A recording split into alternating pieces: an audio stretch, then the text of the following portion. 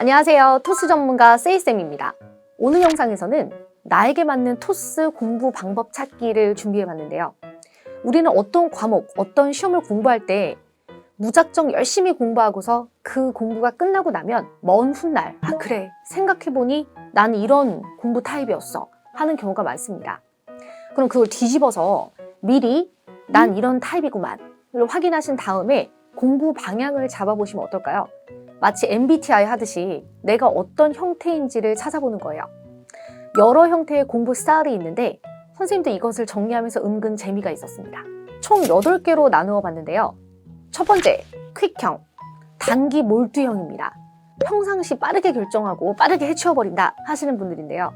인강을 들으시던 실강을 들으시던 기간을 짧게 딱 잡아두고 저녁에도 공부, 아침에도 공부, 점심 먹고 짬내서 외우고 지하철 타는 시간, 버스 기다리는 시간, 자투리 시간 활용 등 생존 영어 방식으로 공부하는 것을 말합니다. 두 번째, 스터디형입니다. 나는 혼자서 정말 공부가 안 된다.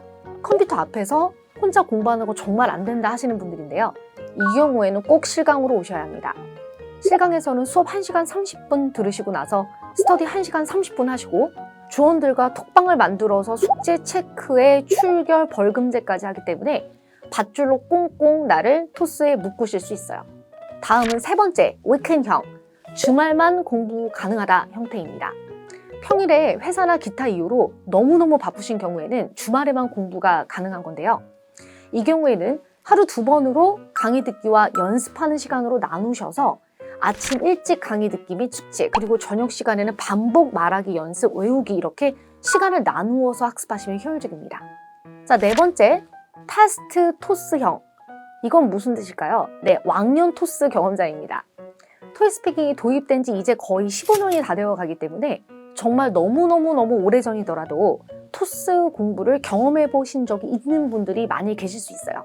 와, 나 토스 공부 7년 만에 한다 하시더라도 기본적으로 쉬운 유형과 어려운 유형에 대한 기억은 남아 계시겠죠.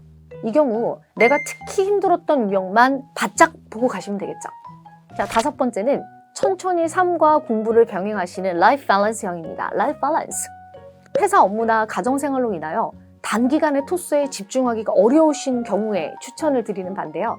천천히 일주일에 2번, 하루는 강의 듣기, 하루는 반복 말하기 연습하기 이렇게 나누어서 천천히 몇 달 동안 진도 나가시는 방법입니다.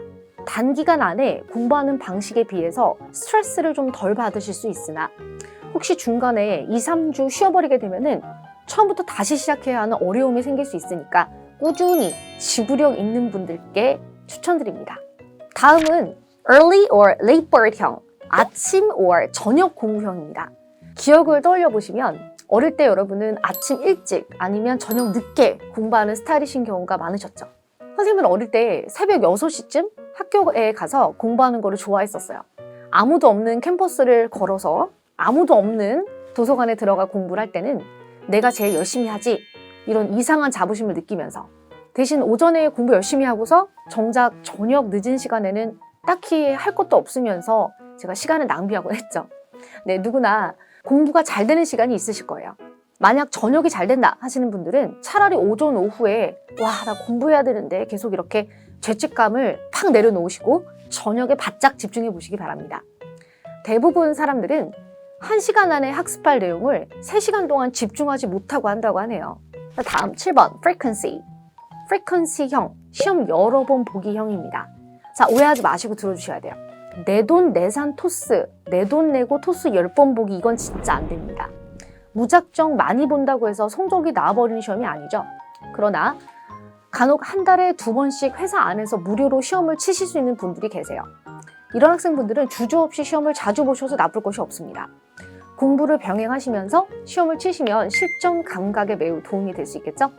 와, 말하다 보니까 상당히 많네요. 자, 마지막으로 8번 help, 절친 버프형입니다. 내 베프가, 내 남자친구가, 내 여자친구가, 우리 신랑이 토스 경험자, 심지어 토스 고득점자가 있다. 그들은 모두 분명 우연이 아닌 공부를 하셔서 성적이 나왔을 거고 그들만의 노하우가 확실히 있으셨을 거예요. 공부 조언을 받으시거나 or 공부하시다 막히는 구간이 있을 때 선생님께 질문하시거나 절친에게 버프를 받으시면서 더욱 성공적인 학습이 가능하실 것입니다. 8가지 정도로 정리해봤는데요. 여러분은 어떤 스타일이셨나요? 어떤 스타일이셔도 좋으니까 토익스피킹 공부를 즐겁게 해주시면 됩니다. 오늘은 영상이 조금 길었죠? 자, 이만 마치려고 합니다. 다음 영상에서 만나도록 하고요. 좋아요 클릭, 구독 클릭도 꼭 부탁드립니다. 안녕!